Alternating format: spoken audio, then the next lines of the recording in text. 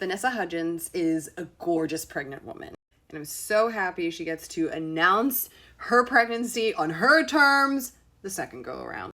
Like, her and Cole, they just look so good, you know, like parenting, having a baby, like this suits them very well. He also just turned 29 literally like last week or so. That's very Saturn return coded. You know, Saturn returns bringing maturity, responsibility, commitment, like we love this vibe.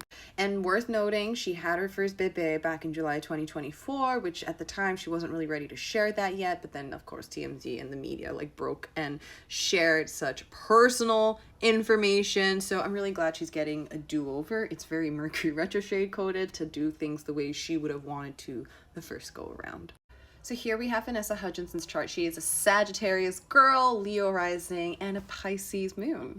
On some level, the moon on the North Node, like to me, there's a lot about motherhood actually being a really meaningful part of your destiny and like really cultivating a deeper level of intimacy in the merging. Like 8th house is a lot about merging, shared resources. It is, again, like what I would consider a marriage and intimacy house, on top of death, transformation, and taxes. So she has a couple of interesting points worth noting in the chart. First off, she's got a Chiron in Cancer at 4 degrees, which can indicate like wounding around family. It can wounding around sense of belonging, literally the wound of the womb. But then also when you think about how her private business and her pregnancy was revealed the first go around, that's a really, really soft spot, especially in the 12th house. There's a lot about keeping your privacy, keeping things on lock. So that 4-degree mark was recently activated by the Jupiter Cazimi and the new moon in Cancer at the end of June.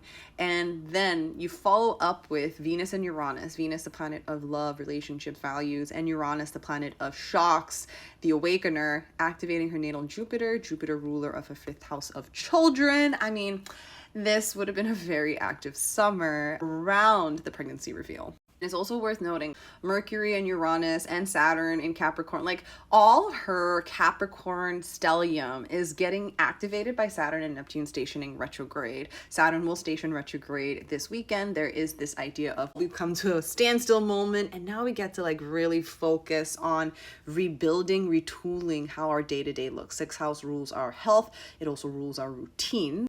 And again, when you think about Saturn and Neptune activating Mercury, Uranus, and Saturn, like this might have actually come maybe as a surprise, a pleasant surprise, but one that naturally is going to disrupt the natural order of things at this current moment. Expect to see a whole lot more pregnancies this upcoming year. Jupiter is in Cancer all the way through June 2026.